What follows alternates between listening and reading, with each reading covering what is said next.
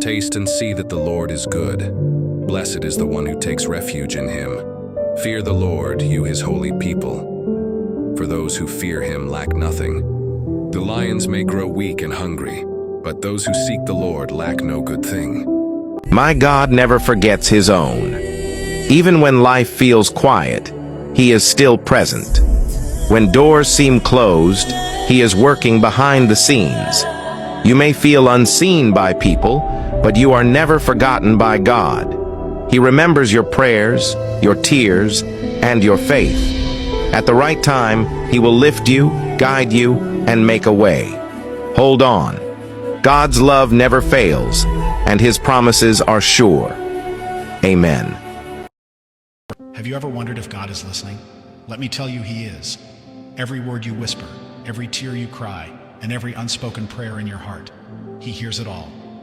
Psalm 34:17 says, "The righteous cry out, and the Lord hears them. He delivers them from all their troubles." Sometimes it feels like our prayers are met with silence, and we wonder if they're even reaching him. But here's the truth. God's silence is not his absence. He's listening, working, and answering in ways we may not understand yet. Lord, thank you for today. Thank you for the strength to keep going, even when my energy felt low. As I rest tonight, help me stop thinking about everything at once. Slow my mind, calm my heart, and let this night be peaceful. I leave today in your hands. And tomorrow, help me move through the day with patience, wisdom, and enough grace for whatever comes. Amen. I have learned to be content, whatever the circumstances. I know what it is to be in need, and I know what it is to have plenty. I have learned the secret of being content in any and every situation, whether well-fed or hungry, whether living in plenty or in want. I can do all this through him who gives me strength. Psalm 62:5-8. Find rest, my soul, in God alone. Trust in him at all times. Pour out your hearts to him. There are moments when you're about to make a decision, not because you're sure, but because you're tired of waiting. Everything in you wants to move, just to feel progress. But not every movement is direction. Sometimes rushing is just noise, and God invites you to pause, not because nothing is happening, but because not everything needs your action. Rest is not doing nothing. It is choosing not to move until your heart is settled in him. What if I told you the real test of your faith isn't how you treat your friends, but how you treat your enemies?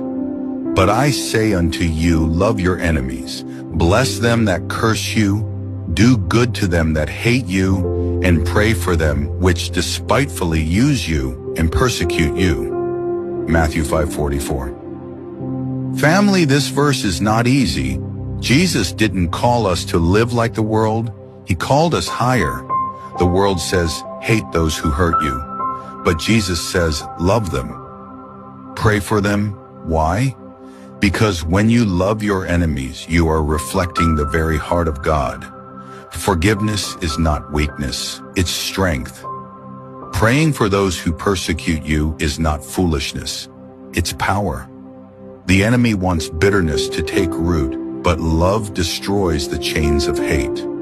Every time you choose to love instead of hate, every time you choose to pray instead of curse, you are declaring, I belong to Jesus, not to this world.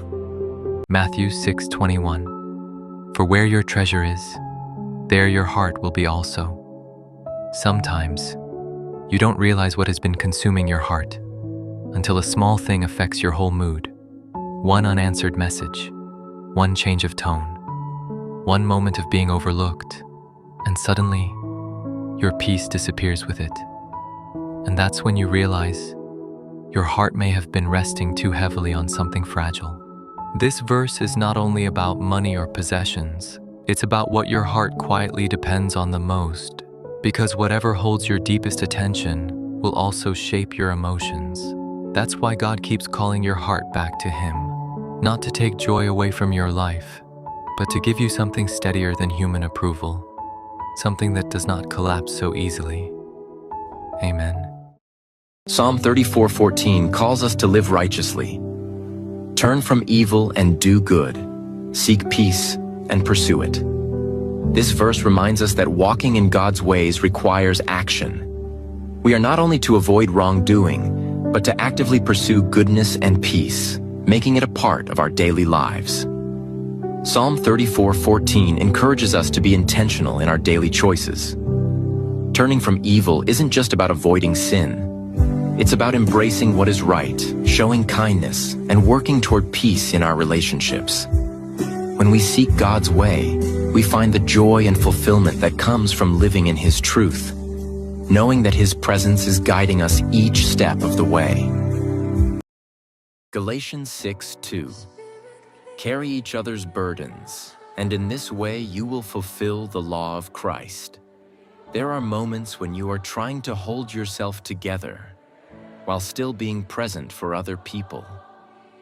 You carry your own worries quietly, but still listen when someone else needs comfort. Still reply kindly, still show up, and sometimes that kind of emotional weight becomes invisible. That's why this verse feels deeply human. God never asked you to pretend you have no struggles, but He also reminds you, you are not meant to carry life alone. Some days, you will need support. Other days, you will become support for someone else. And in both moments, God is working through people, teaching hearts how to give grace and how to receive it too. Amen. Proverbs chapter 17, verse 22. A cheerful heart is good medicine, but a crushed spirit dries up the bones. There are moments when you realize you have forgotten how to enjoy simple things.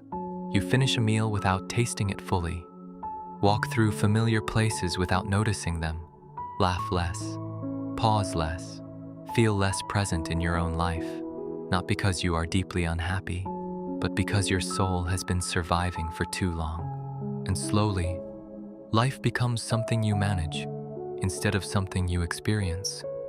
That's why this verse feels important. God did not create you only to endure life mechanically. He also created space for joy, for lightness, for moments that quietly heal the heart. And sometimes, God restores you gently, through small moments that remind you how to feel alive again. Amen.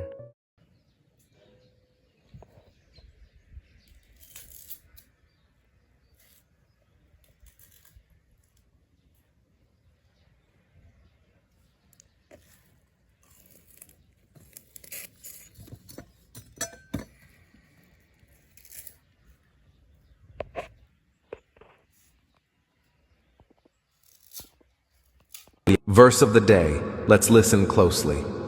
In the day when I cried out, you answered me and made me bold with strength in my soul. Psalm 138, verse 3. Now let's listen to the daily reflection from this verse. There's something powerful about crying out to God, not with polished words, but with raw honesty. Psalm 138:3 reminds us that God hears those cries, and He doesn't just listen, He responds. And when He does, it's not always by changing the situation. Sometimes He strengthens you in the middle of it. We've seen that God answers differently than we expect, but always better than we imagine. He gives you boldness when you feel afraid. He fills your soul with strength when everything in you feels weak. That's what He does. He lifts you from the inside out. So if you're crying out right now, don't hold back. Speak to Him. He's listening, and He's about to answer you, not with surface comfort, but with deep, soul-level strength.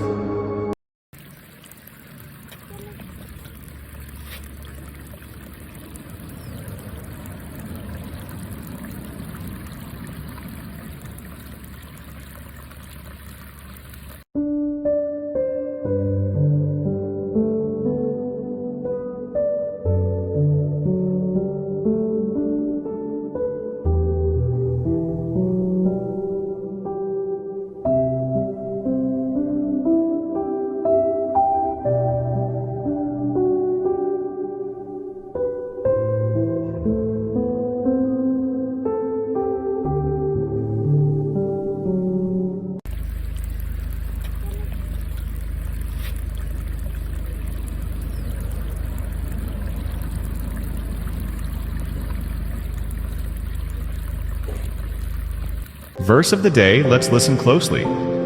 For God is not the author of confusion, but of peace. 1 Corinthians 14:33. Now let's listen to the daily reflection. This verse is a reminder that confusion is not from God.